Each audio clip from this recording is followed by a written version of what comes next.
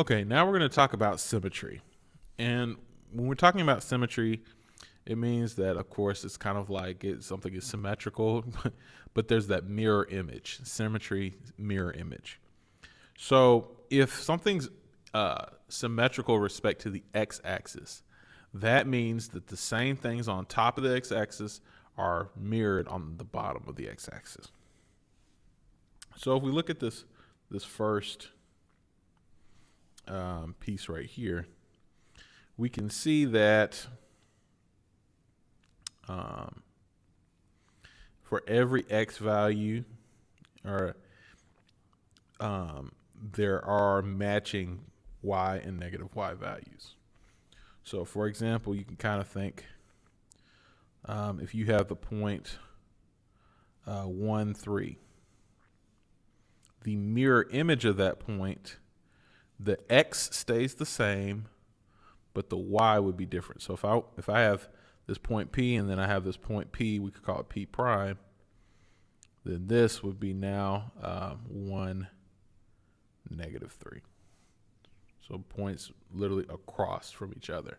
Notice what changes. If you mirror over the x-axis, the y values change. Y values are symmetrical.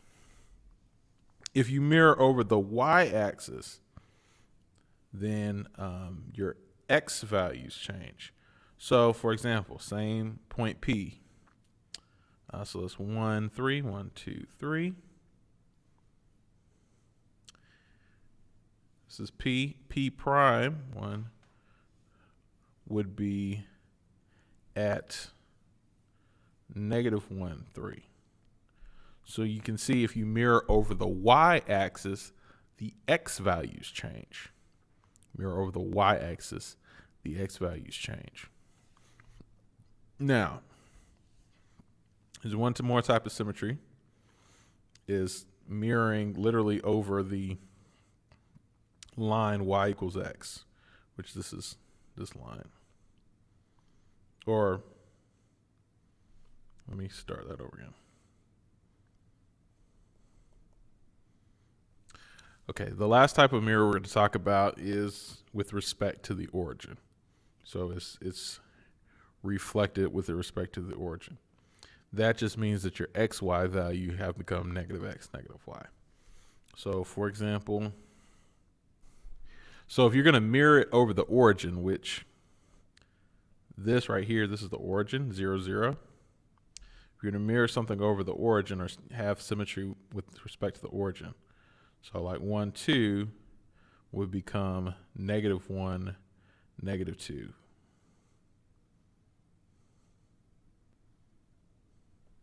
Right?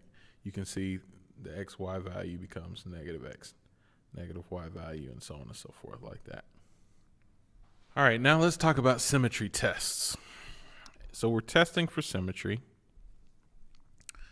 Remember, if it flips over the x-axis, so if it flips over the x-axis, that means the y values have changed. So that means that x, y equals, or rather,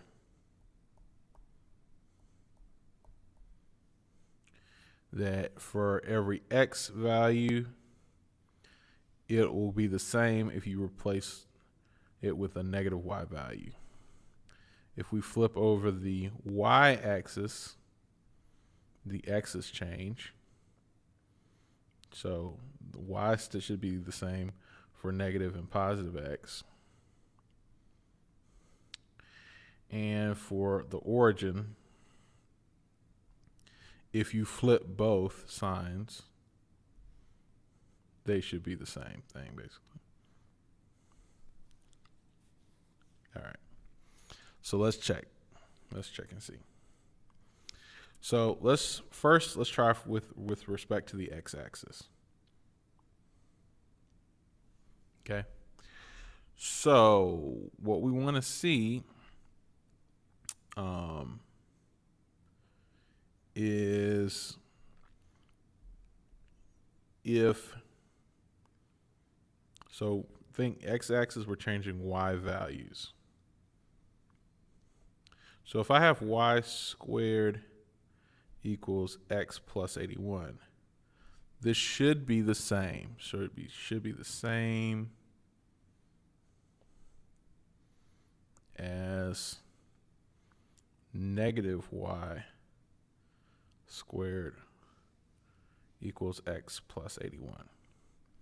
And if we want to, we could literally just check this as well. So what we can do is, all right, so let's check and see.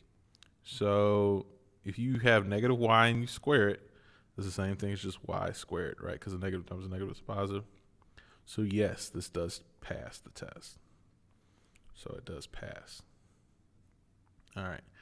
So let's check for y-axis. So y-axis, we change the x values. So let's see. So if you have y squared is equal to x plus 81, then it should be the same as y squared equals negative x plus 81. All right. And so we know it is symmetrical with respect to the x-axis because it was the same. All right, we checked that over there.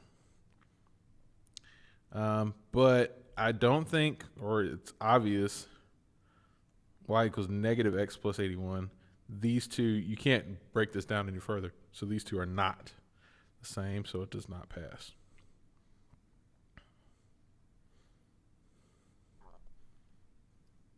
And last but not least, the origin test. So for origin, if you have x, y, you should get the same as negative x, negative y. So what we can do here is we'll say, okay, we got y squared, the x plus 81, and then we've got negative y squared is equal to negative x plus 81. So that's going to be y squared equals negative x plus 81. Is this the same as this? No, not the same. So therefore, not symmetrical with respect to the origin. Now let's find the x and y intercepts. So remember, for y intercepts, we look for when x is equal to 0.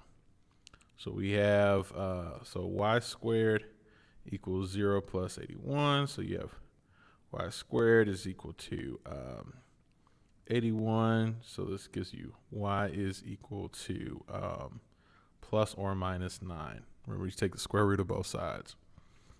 Then for the x-intercepts, that's when y equals 0.